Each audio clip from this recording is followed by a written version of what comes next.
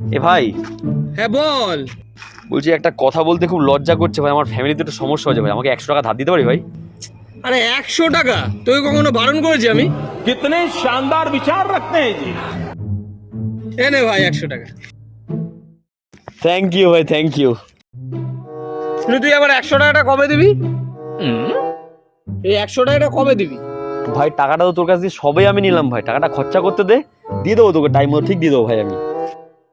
এ ভাই, আমার এই 100 টাকাটা কবে দিবি?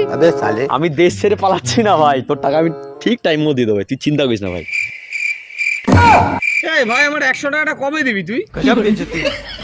নে ভাই তোর টাকা, ভাই আমাকে তুই ক্ষমা কর, আমার অন্যায় হয়ে গেছে ভাই, তোর কাছে টাকা ধারছে ভাই, তোর টাকা ভাই তুই বুঝে নে।